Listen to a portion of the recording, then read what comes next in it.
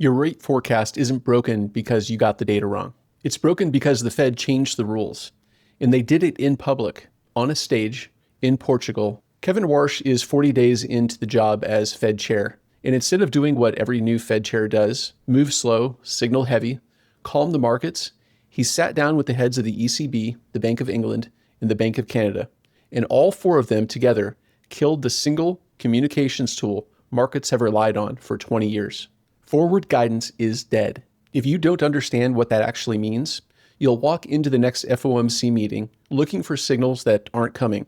You'll position for a move that isn't telegraphed and get destroyed by a decision you had no process to price. By the end of this video, you'll know exactly what happened in that room, why the dot plot is now officially on the chopping block, and what the new framework is for reading every Fed meeting going forward. The ECB Forum in Sintra, Portugal. Every year, the world's top central bankers gather there. Think Davos for monetary policy. And every year, markets watch that stage for coordinated signals, for consensus, for clues about what's coming next. Warsh is 40 days in. Historically, and I mean every new Fed chair for the last 5 decades, has moved carefully at first. You reassure. You don't spook anyone. You let the institution's credibility carry you while you find your footing. So the expectation going into Sintra was reasonable. Warsh softens something. He hints somewhere. He's brand new. He wouldn't walk onto a global stage and deliberately create uncertainty. He refused to signal July. Flat. No lean. No verbal breadcrumbs. Not even a tone shift. And then Christine Lagarde spoke. She called forward guidance her single biggest regret as ECB president. Not a policy mistake, not a bad hike or a missed cut. The communications tool itself, the thing markets were built around for 2 decades. She sat there and said it was a mistake. Andrew Bailey piled on. He said forward guidance becomes problematic once markets treat it as a promise. All 4 of them, same stage, same day, same verdict. This wasn't a coincidence. You don't get 4 central bank heads to accidentally say the same thing in public on the same afternoon. This was a coordinated doctrine burial. Every central banker who built forward guidance just sat in the same room on the same day and publicly admitted it was a mistake. That's the story nobody ran. Not a policy pivot, a communications regime change. The era has an official burial date. But here's what that actually means for you. If forward guidance was a mistake, then Wall Street built a rate forecast on a mistake, which means everything you thought you were trading for the last 20 years, you weren't. Most traders think they trade data. You get the NFP number, you get the CPI, you get the PCE, and you make a call. But that's not what you were doing for the last 20 years. You were trading the Fed's interpretation of data. That's a big difference. The dot plot is the clearest example. Twice a year, every FOMC member plots where they think rates are going. Markets treat it like a forecast. Futures traders use it to reverse engineer the Fed's reaction function, the formula that connects an economic input to rate decisions. If you know the formula, you can get ahead of that move. That's the whole game. Warsh is dismantling that formula right now. Warsh announced 5 internal FOMC task forces. They're reviewing communications, the balance sheet, data sources, productivity metrics, and inflation targeting simultaneously. That's every input and every output of the reaction function under review at the same time. And the dot plot, he put it on the chopping block. But it gets worse. Warsh dismissed the reliability of the government data feeding the dot plot. Mismeasurement problems. Surveys no longer relevant. So now you have a communications tool under review, built on data sources the Fed chair himself says aren't trustworthy. The reverse engineering process you've been using assumes 2 things: that the inputs are knowable and the Fed communicates the outputs. Warsh just told you both assumptions are wrong. The dot plot wasn't a forecast. It was the reaction function made legible. The Fed showing its math. When it goes, the formula you use to price future meetings goes with it. You weren't trading data. You were trading their translation of data. They just said the translation is getting a complete rewrite. So what does this mean for July? Is the July meeting just open? Can anything happen? Yes, and that's not an accident. Most of you watching this are probably thinking, okay, but they still give hints. Meeting by meeting still means they react to incoming data. Warsh is going to lean somewhere before July. A speech, a interview, a tone shift. They always find a way to signal. He didn't. The silence on July wasn't an oversight. It was the signal. The absence of forward guidance is the new forward guidance. And Warsh framed the whole internal debate with a phrase that should stop you cold. He called it a good family fight. Think about what that actually means. He's not announcing a new framework. He's announcing that the FOMC is fighting about whether to even have a framework. The chair is 40 days in and telling you publicly that his committee hasn't resolved this internally. That's not instability. It's deliberate uncertainty and engineered flexibility.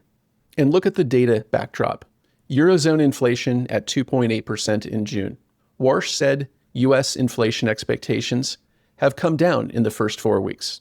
That's a positive signal. But he attached zero policy guidance to it. Data without communication is noise. You can't trade a number that has no interpretation attached. Even the AI story didn't deliver an answer. All 4 panelists agreed.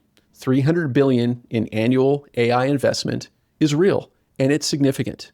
But near term, it's demand pressure, not supply side relief. It adds to the inflation uncertainty. AI isn't cutting rates for you. Warsh said it directly. Choppier price action is coming. He didn't frame that as a warning or an apology. He framed it as a feature. The uncertainty is intentional. He's reclaiming policy flexibility.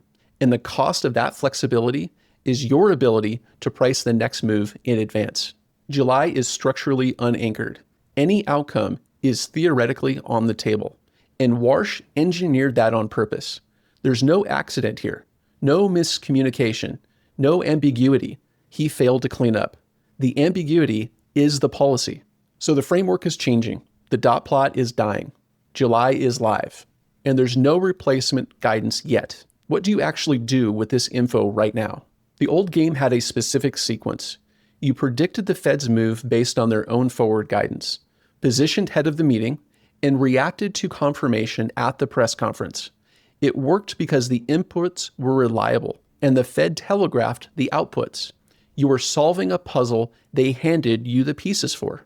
That game is over, and it's not coming back. The 5 task forces aren't wrapped up in weeks. We're talking months, possibly longer. There's no replacement framework arriving before July. There's no replacement framework arriving before September. The void is the operating environment. You have to trade it starting now. And here's the thing. The void has a clear cause. Once you see it, the whole shift makes sense. Forward guidance was a crisis tool.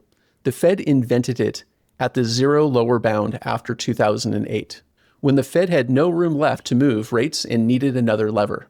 They used their words as policy, and it worked, but they never designed it for a normal rate environment. And then after COVID hit and it became permanent, the Fed just baked it into their credibility architecture.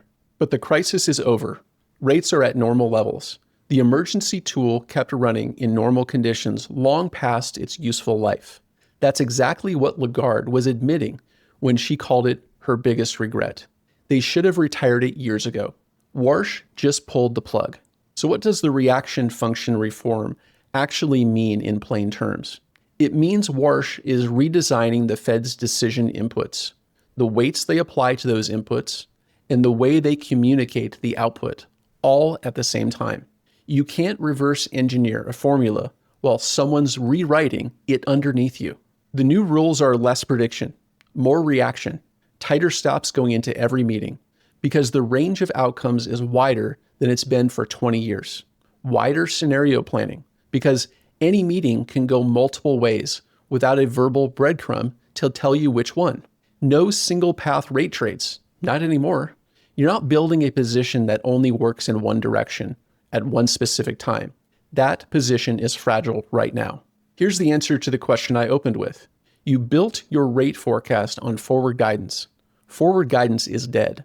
So the forecast isn't wrong because the data changed. It's wrong because the system you used to interpret the data no longer exists. The traders who win in this new regime aren't the ones who predict the Fed's next move. They're the ones that go into each meeting with a smaller exposure, wider scenarios, and sharper execution on meeting day. Because the edge is no longer in the prediction, it's in the reaction. That's the new game, and now you know it. The next FOMC meeting is the first live test of everything that just changed. Now you understand that forward guidance is dead, confirmed by every major central bank head at Sintra.